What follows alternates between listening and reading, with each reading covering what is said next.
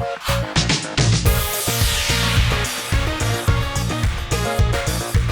मी doctor Swapnil मते. मी पुण्यामध्ये एक कन्सल्टंट इंटरनॅशनल कार्डिओलॉजिस्ट म्हणून कार्यरत आहे. आज मी आपल्याशी बोलू इच्छितो एक विषयाबद्दल ज्याला सामान्य शब्दात आपण ऐकलं असेल, ज्याला हार्ट फेल्युअर असं म्हटलं जातं किंवा हृदय निकामी होणं असं म्हटलं जातं. साधारण एक गैरसमज असा आहे, म्हणजे माझ्या एका मित्राने विचारलं की अरे बाबा, हार्ट फेल्युअर म्हणजे हृदय पंप करायचं थांबलं का? तर असं नाही आहे. हार्ट फेल्युअर याचा अर्थ हृदयाचे रक्त पंप करायची क्षमता ही कमी झाली आहे आणि ती इतकी कमी झाली आहे की त्याने शरीराला पुरेसा ऑक्सिजन, विविध अवयवांना पुरेसा ऑक्सिजन आणि पोषण भेटणं हे मुश्किल झालं आहे.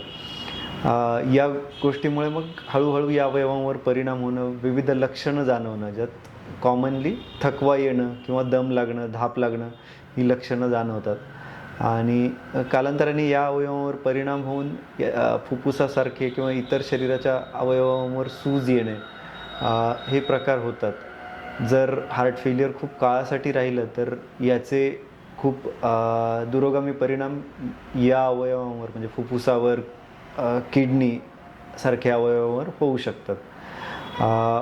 आता बघूयात की दुसरा गैरसमज असा की हार्ट फेल्युअर हे फक्त वृद्ध वयामध्ये, म्हणजे वय वाढल्यानंतरच होतं. सो हाही एक गैरसमज आहे.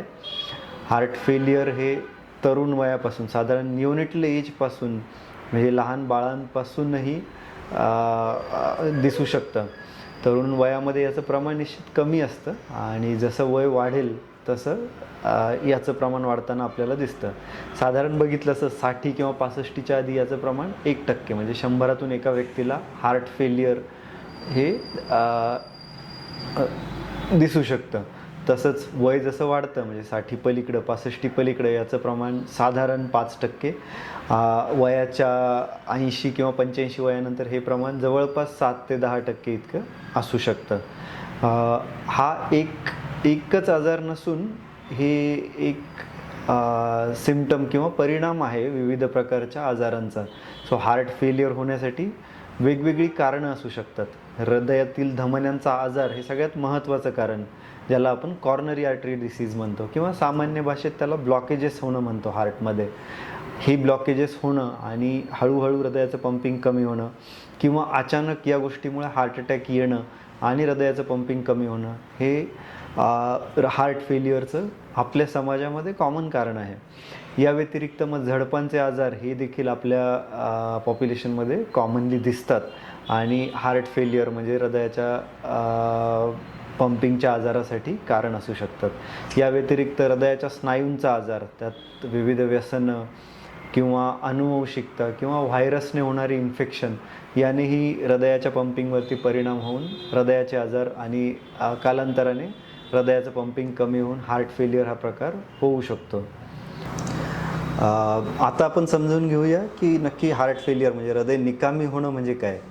सो यात 2 गोष्टी घडू शकतात. एक, हृदयाचा स्नायू कमजोर असल्यामुळे जेव्हा हृदय आकुंचन पावतं आणि हृदयातून शरीराकडे रक्त फेकलं जातं, त्या बाबतीत हृदय कमकुवत असणं.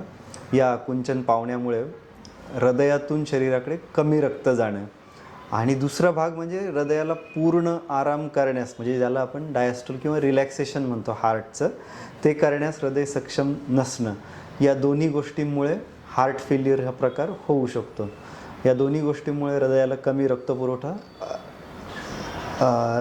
परिणामी हार्ट फेल्युअरची लक्षणं दिसतात. सो तसं बघितलं तर हृदय अपयशी व्हायचे, म्हणजे हृदय निकामी व्हायचे मुख्यतः 2 परिणाम आहेत. एक म्हणजे हृदयातून शरीराकडे कमी रक्त जाणं, याला लो आउटपुट हार्ट फेल्युअर असं म्हणूयात. यामध्ये मुख्यत्वे आपल्याला थकवा जाणवणं, ब्लड प्रेशर कमी असणं, चक्कर येणं ही लक्षणं जाणवू शकतात.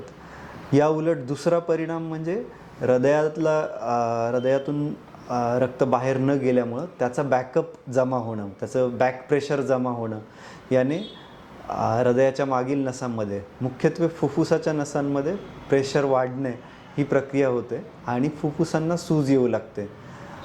याचा परिणाम अजून वाढूनही इतर अवयवांनाही ती सूज जाणवू शकते, जसे पोटाचे अवयव, किडनीज यावरही सूज येऊ शकते.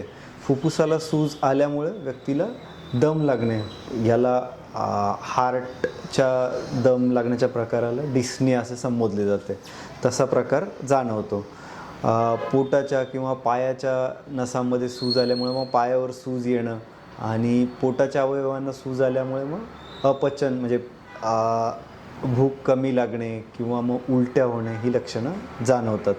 सो हृदयाचं फेल्युअर म्हणजे हार्ट फेल्युअर हे अशा प्रकारे परिणाम करतं शरीरावरती. कुठल्याही आजारासाठी त्याची लक्षणं समजून घेणं फार महत्त्वाचं आहे. सो आता समजून घेऊयात की हार्ट फेल्युअर म्हणजे हृदय निकामी होण्याची लक्षणं काय आहेत.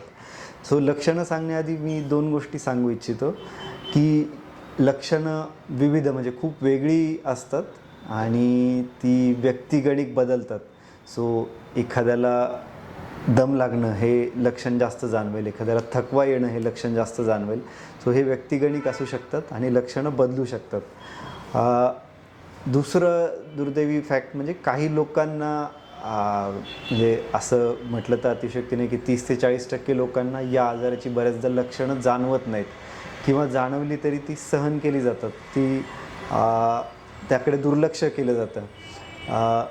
जे दुर्लक्ष करणं थोडं हार्टच्या आजाराच्या दृष्टीने घातक आहे, कारण जसं सांगितलं या आजाराचं स्वरूप गंभीर आहे आणि कारण काय आहे त्यानुसार मग त्याचं गांभीर्य, त्याचं आजार प्रोग्रेस होणं यावर अवलंबून आहे. सो लक्षणं यांच्याकडे दुर्लक्ष न केलेलं बरं. तर जसं आपण आधी बघितलं, हृदय निकामी होणं हे शरीरावर 2 प्रकारे परिणाम करतं. एक म्हणजे बॅक प्रेशर चेंजेस म्हणजे हृदयात रक्त साठत जाणे आणि मग मागे प्रेशर जाणवणं. तर प्रेशर जाणवणं या प्रकारामुळे आपल्याला जी लक्षणं जाणवतात किंवा जी सगळ्यात कॉमनली सिम्पटम रुग्णांमध्ये जाणवतं ते म्हणजे धाप लागणं, दम लागणं. हे आपण युजली पूर्वी ज्या गोष्टी करू शकायचो आणि त्या आता करू शकत नाही किंवा आता ते करताना धाप लागते. पूर्वी 1 किलोमीटर अंतर चालायचो आणि आता ते चालू शकत नाही, आता ते चालताना धाप लागते. 1 मजला पूर्वी चढायचो आणि आता 1 मजला चढतानाही धाप लागते. अशा प्रकारे सांगितले जातात, प्रेझेंट केले जातात. त्यासोबतच खोकला असणं, घशामध्ये घरघर येणं, याला कार्डियक ॲस्थमा म्हणतो आपण. व्यक्तीचं वजन वाढणं, पायावरती सूज येणं, विशेषतः घोट्यांच्या आजूबाजूला सूज येणं. ही सूज घोट्यांपासून वरती मांड्यांपर्यंत, पोटापर्यंत इतकीही जाणवू शकते. दुसरा प्रकार हृदयाच्या फेल्युअरची म्हणजे हार्ट फेल्युअरची लक्षणं जाणवायचं तो म्हणजे लो आउटपुट म्हणजे हृदय कमी पंप करतं आहे रक्त, शरीराला रक्त कमी पडतं आहे, यामुळे जाणवणारी लक्षणं. त्यामध्ये अति थकवा येणे, चक्कर येणे, धडधड जाणवणे ही लक्षणं जाणवू शकतात. अशा चक्कर युजली व्यक्ती सांगतात की मला झोपेतून उठून बसताना चक्कर येते, गरगरतं किंवा मग काही अंतर चालल्यावर गरगरणं होतं. ही अशी लक्षणं लो आउटपुट सिम्पटम्स म्हणून व्यक्ती सांगू शकतात. या व्यतिरिक्त शरीरावर होणारे इतर परिणाम म्हणजे भूक कमी लागणं, ओव्हरऑल वजन कमी होणं हेही लक्षण जाणवतं. म्हणजे सूज आल्यामुळे वजन वाढतं, पण लो आउटपुट स्टेटस म्हणजे शरीराला रक्तपुरवठा कमी गेल्यामुळे वजन कमी होणं हेही बऱ्याचदा दिसतं. वारंवार लघवीस लागणं ही लक्षणंही जाणवू शकतात. या व्यतिरिक्त काही मानसिक लक्षणं जसं थकवा येण्यामुळेही जाणवतात किंवा पूर्वी काही गोष्टी करू शकायचो आता करू शकत नाही, यामुळेही डिप्रेशनसारखे आजार जाणवू शकतात. सो ही अशी